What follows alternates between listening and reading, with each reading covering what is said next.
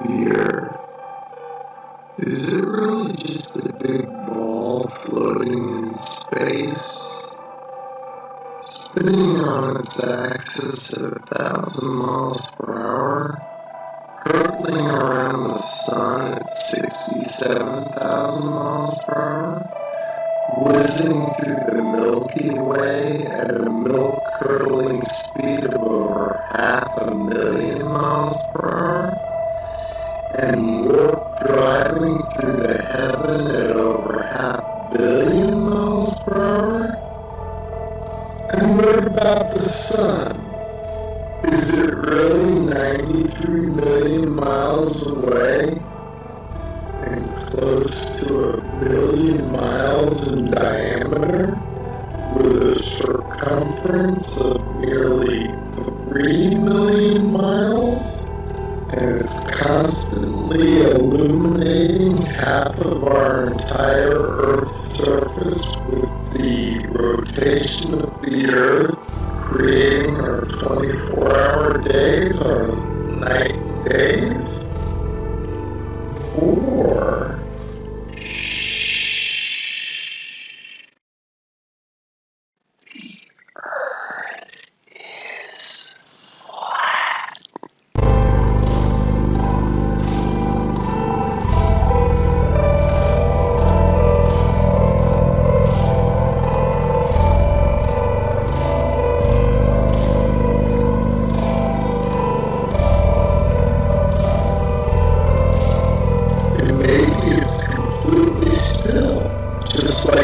experience.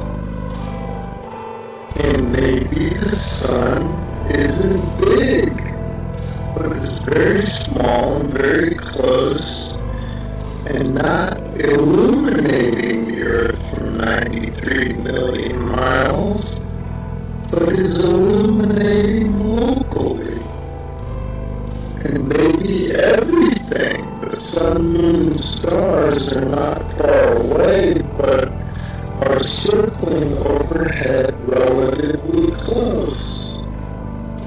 In this video, we're going to explore the latter option, and at the end, we're going to reveal startling evidence through the use of time-lapse photography that the sun cannot possibly be 93 million miles away, but is in fact very close and is illuminating locally as it traverses our flat Earth.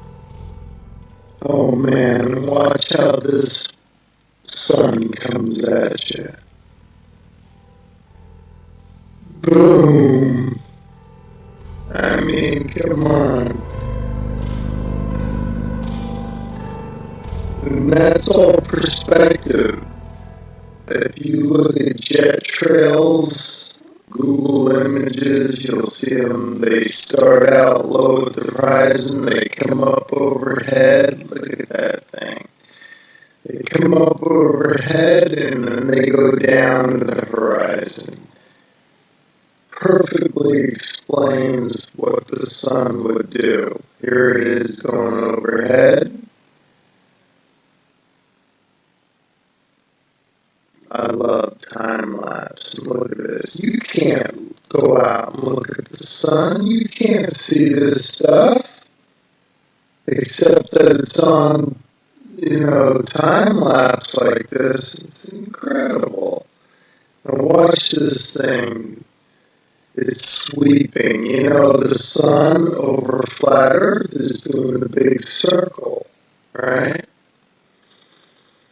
Look at this thing. See it sweeping to the right? It's like a lefty bowler. Just toss that down the alley, and there it goes, hooking into the pocket.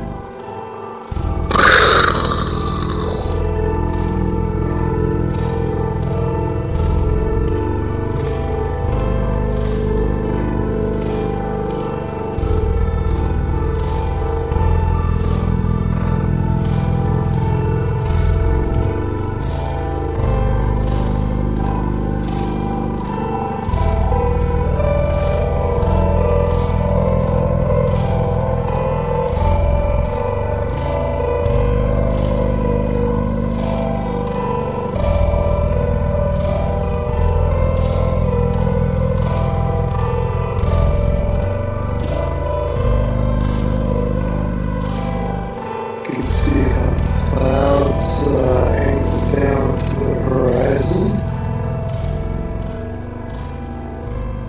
And shot it there.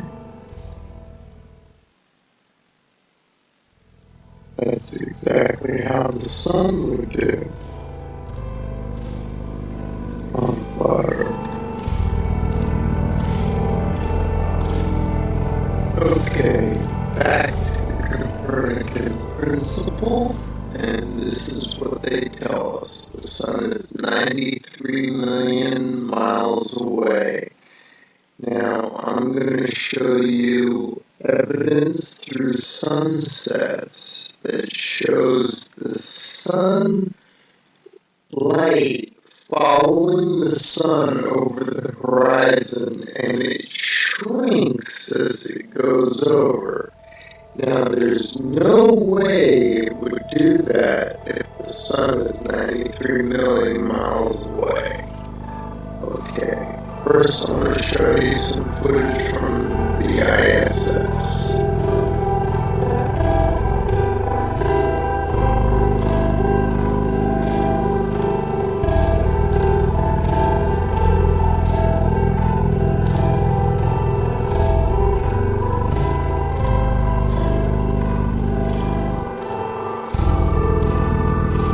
Okay, now watch this animation. Watch this sunset. Now this is exactly, if they came to me and said, do an animation, this is how I would do it. If the sun were 93 million miles away. Just like that. Have the whole horizon fade evenly. But that's not what we see.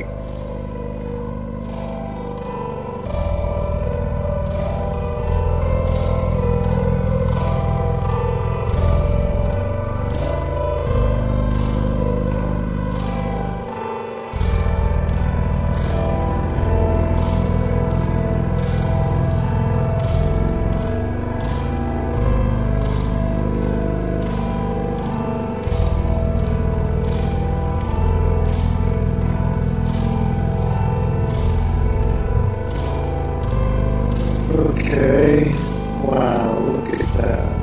Look how the light lifts off the ground like a big wedge or like lifting up a sheet of paper.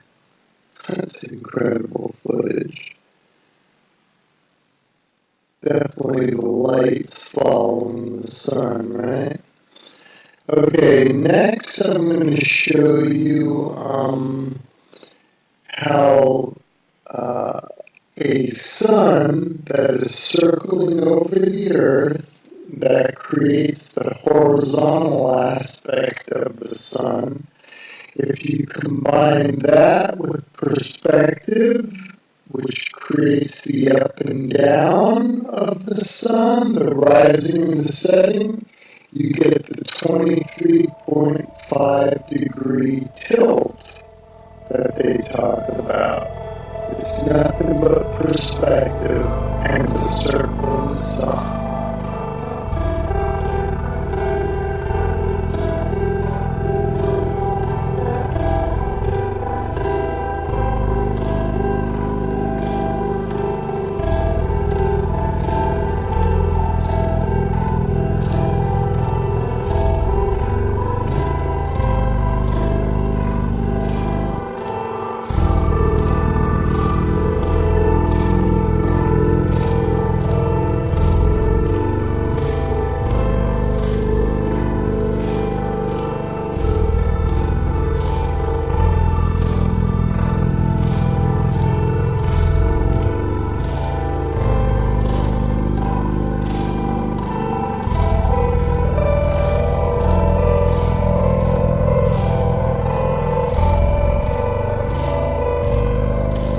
There's another sun sweeping out a big circle.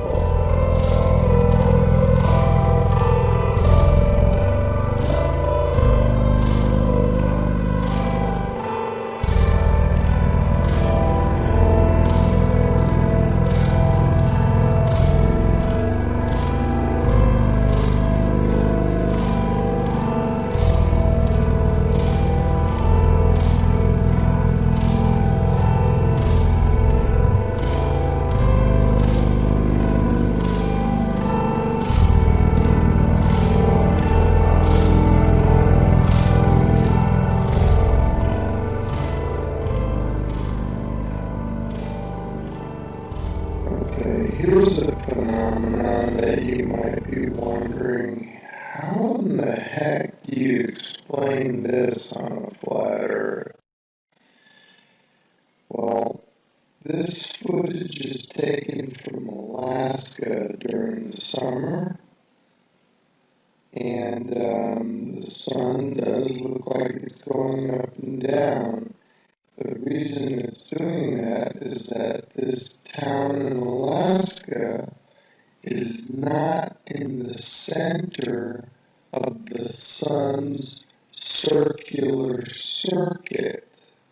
In other words, the sun is making a big circle, and the town is not in the center of that circle.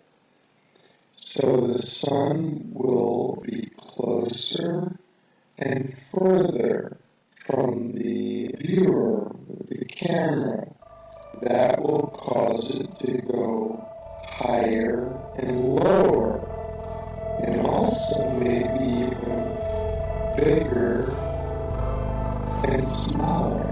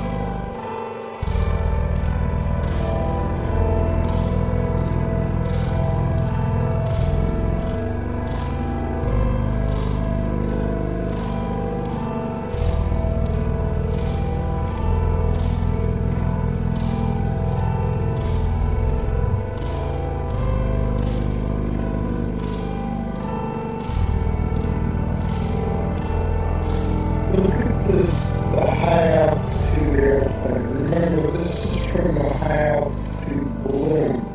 So that airplane is probably at cruising altitude. Notice how it looks like it's going up from the horizon. That's exactly how the sun will rise, because that plane is staying parallel to the ground. And now watch, it'll go down to the other horizon.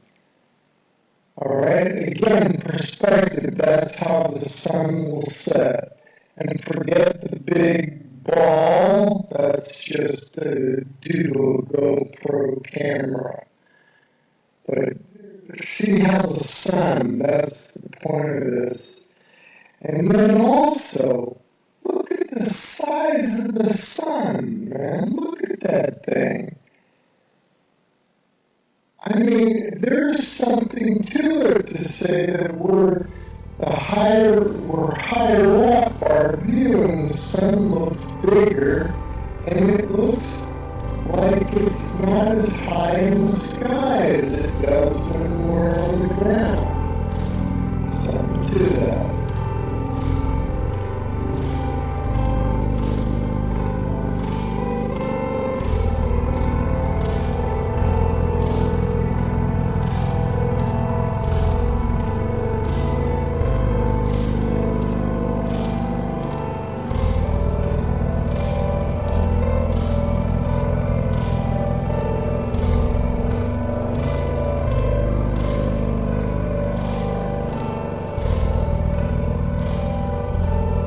Let's explore this notion a bit further that the sun looks bigger when filmed from higher up.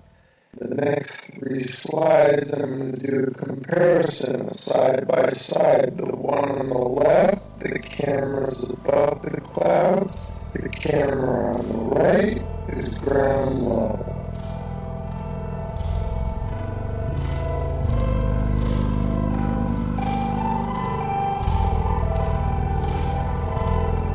And the point for the side-by-side comparison from the ground level and the level above the clouds is that above the clouds we're only maybe a mile or so up, and if the sun appears to be closer to the camera, well, that means it's probably much closer, because if the sun were 93 million miles away, a mile closer wouldn't make any difference at all to its visual appearance.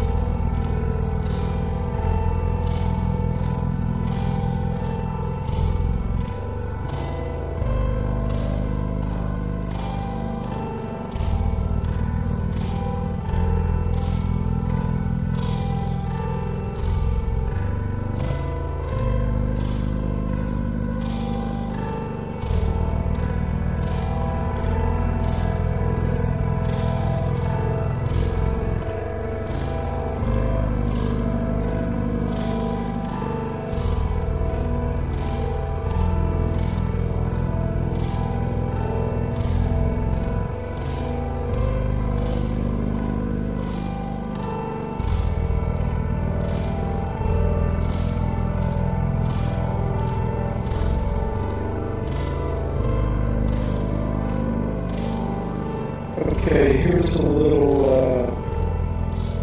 illustrator or a little cartoon from a website called timeanddate.com. It's really funny that they would have a perfect illustration of a sun rising and setting on a flat earth due to perspective.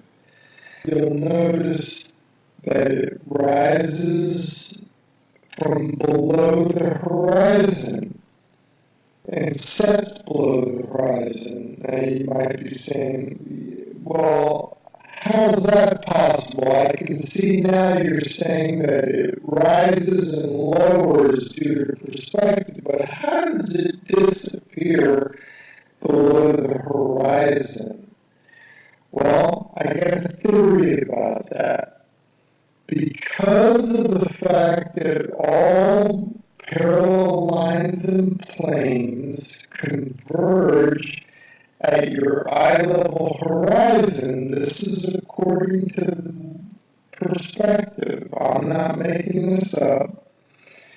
If in fact, and they do, they converge at your eye level horizon visually, then it makes sense that after that point, they diverge, meaning they then separate, so the sun would continue on a downward track.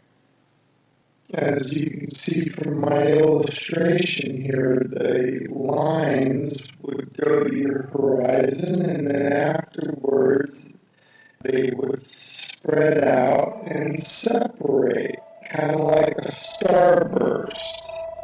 And the starburst being at your horizon, at your focal point.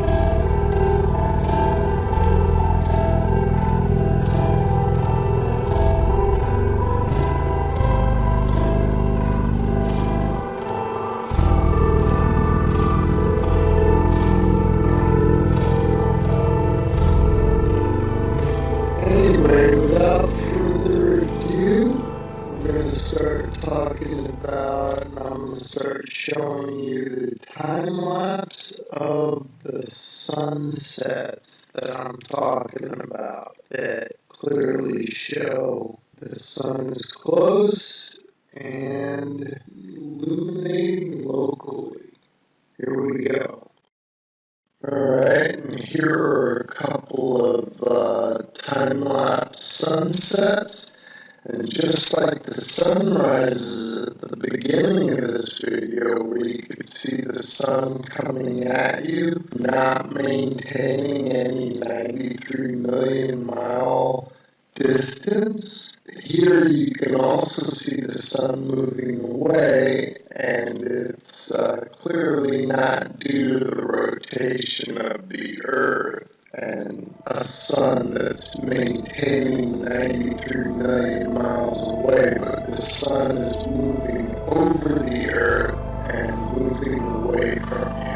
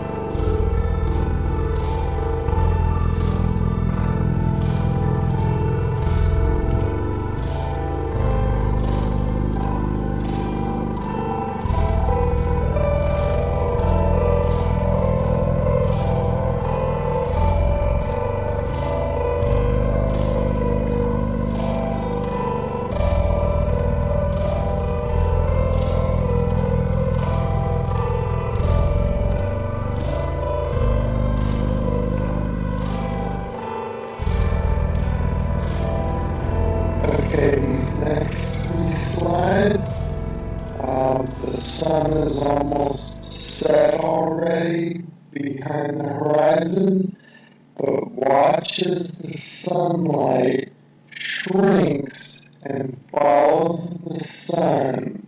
It's definitely a locally illuminating sun, not far away, not very big, and definitely not 93 million miles away.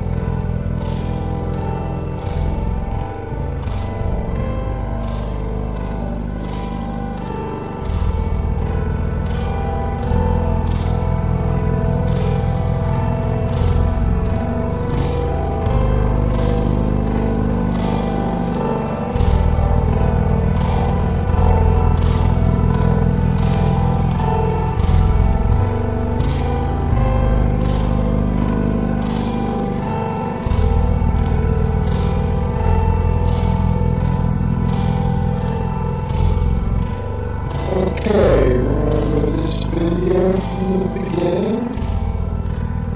At the video I showed you this one and how it's circling over the earth and watch it sweep to the right like a bowler bowling it in there for a strike. Okay, now I want you to pay attention to the way the light follows the sun. The sunlight's going to shrink, right, as it follows the locally illuminating sun. Watch this.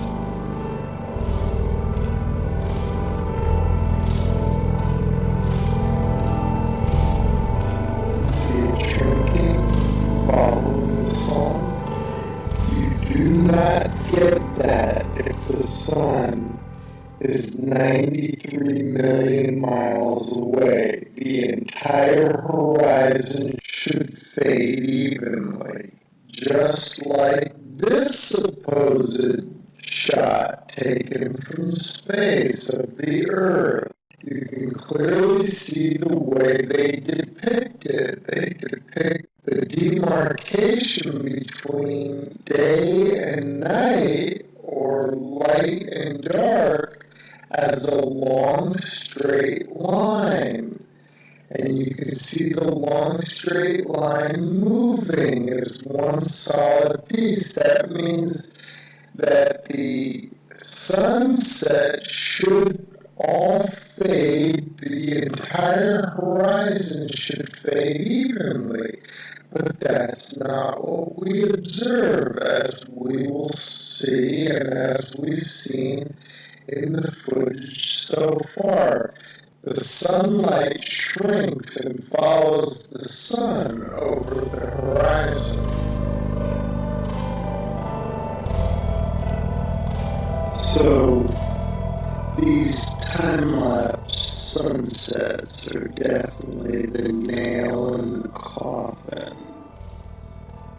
for heliocentrism.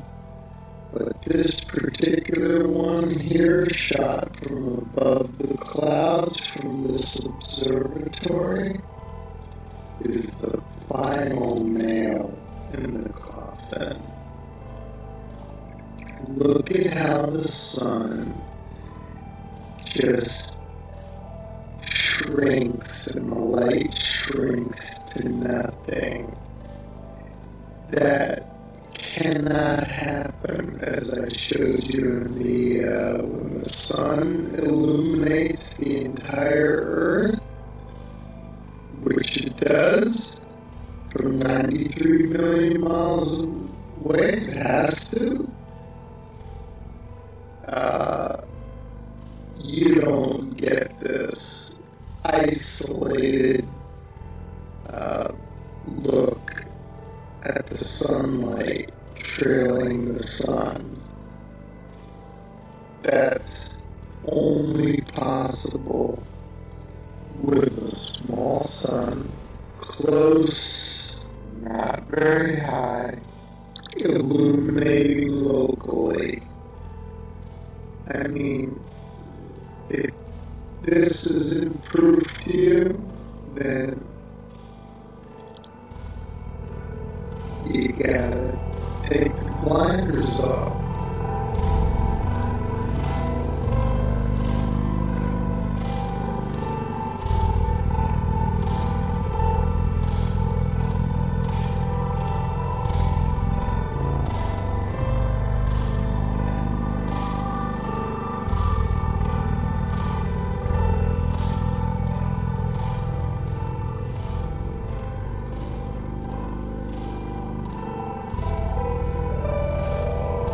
And finally, I want to show you some examples of local illumination,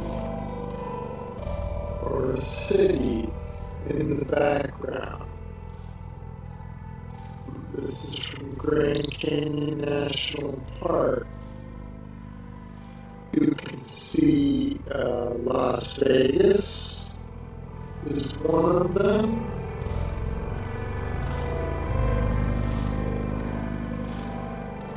See the stars going down, so you know that's not the sun, that's the glow of Las Vegas. It says, you can see that's local illumination. I'm just making an example showing you that here's Tuba City and a little bit of Flagstaff. Now, and this one here, you see two lights. Obviously, we don't have two suns, but these are two cities lit up, and it's just to show it looks just like the sun going over the horizon.